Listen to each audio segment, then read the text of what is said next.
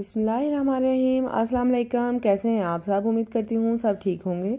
आज मैं आपके साथ शेयर कर रही हूँ बहुत ही ज़बरदस्त सा हेल्दी और रिफ़्रेशिंग सा साबूदाना ड्रिंक, जो कि बहुत ही मज़ेदार होता है और सेहत के लिए भी बहुत ही अच्छा होता है। और साबूदाना तो बहुत ही जो है वो बेस्ट होता है मैदे के लिए, स्पेशली अब जब हम अफ्तार में इस तरह की अनहेल्दी चीज़ें खाते हैं तो फिर ये बहुत ही ज़्यादा ज़रूरी होता है। तो चलें जी, रेसिपी की तरफ चलते हैं और रिफ़्रेशिंग सा ड्रिंक बनाना सीखते हैं। ये देखिए, पानी मैंने बॉयल होने के लिए रखा हुआ था, 2 गिलास पानी था और इसमें मैंने साबूदाना ऐड कर दिया है। तो बॉइलिंग वाटर में हम इसको ऐड करेंगे, तो थोड़ा सा हम इसको बॉयल दिलाएंगे और ये क्रिस्टल्स बन जाए सारे ही, तो फिर हम इसको निकाल के छान लेंगे। ये देखिए, क्रिस्टल्स बनना स्टार्ट हो गए हैं, काफ़ी ज़्यादा जो है वो बन गए हैं। तो अब हम इसको छान लेंगे। ये देखिए, इसको मैंने छान लिए हैं और अब हम इसको दोबारा से बर्तन में ऐड करेंगे। और यहाँ पे मैं जो तुख्म मलंगा होती हैं वो उनको भिगो रही हूँ। हाफ कप पानी में मैंने इसको ऐड किया है और इसको थोड़ी देर के लिए फूलने के लिए रख देंगे। ये देखिए, साबूदाना जो थे थोड़े से ठंडे हो गए थे, तो मैंने इनको बर्तन में वापस डाल लिया है और उसमें ऐड किया है दूध हमने उसी वक्त ऐड कर देना है ताकि ये एक जगह पे जमा ना हो जाए, जम ना जाए।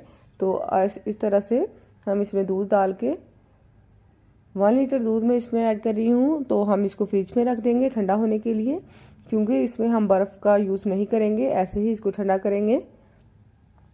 और ये देखिए, ये जेली है मेरे पास, रेड स्ट्रॉबेरी जेली, तो इसको भी हम सेट करेंगे। यहाँ पे मैं पानी ऐड कर रही हूँ, 2 कप बॉइलिंग वाटर है, ये मैं एक बर्तन में ऐड कर रही हूँ। इसमें हम ऐड करेंगे स्ट्रॉबेरी जेली और इसको मिक्स कर देंगे।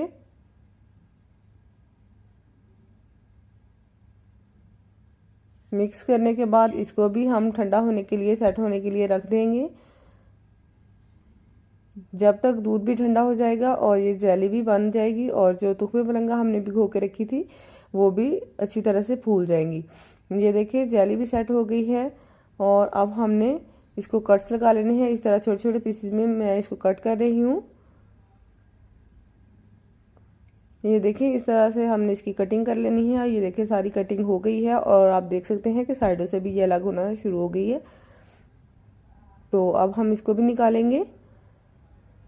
और ये देखिए, जो दूध मैंने फ्रिज में रखा हुआ था वो भी बहुत अच्छे से ठंडा हो गया है। दूध पहले भी मैंने इसमें ठंडा ही यूज़ किया था और ये मैं इसमें ऐड करी हूँ। थोड़े से दूध में मैंने जो शुगर है, चीनी, उसको पका लिया था। कंडेंस मिल्क नहीं बनाया था, लेकिन बस वैसे ही मिक्स कर लिया था थोड़ा सा, और वो इसमें ऐड कर दिया है। और मैंने साथ ही इसमें ऐड की हैं तुख्मे मलंगा, जो हमने भिगो के रखी थी, बहुत अच्छी तरह से फूल चुकी हैं। इसको हम मिक्स करेंगे खूब अच्छी तरह से ताकि ये सारी चीज़ें जो है वो मिक्स हो जाएं।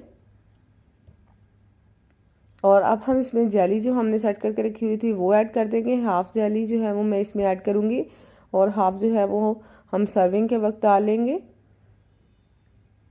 इसको हम मिक्स कर लेंगे। बाद में मैंने सारी जेली जो है वो इसी में ही ऐड कर दी थी, सर्विंग के लिए नहीं रखी थी। तो अब हम इसमें ऐड करेंगे शरबत, कोई भी लाल शरबत जो आपके पास अवेलेबल हो, जामे शीरी, रूह अफ़ज़ा, जो भी आप यूज़ करते हैं वो इसमें डाल लें, इसका कलर अच्छा सा आ जाएगा। ये देखिए, कितना ज़बरदस्त सा बन गया है, बहुत ही ज़बरदस्त सा ये ड्रिंक बन के रेडी हुआ है। बहुत ही हेल्दी और रिफ़्रेशिंग है।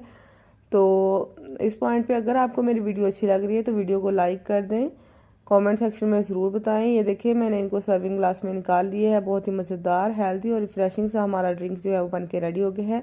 ऊपर से मैंने इसको बादाम और पिस्ते के साथ गार्निशिंग की है।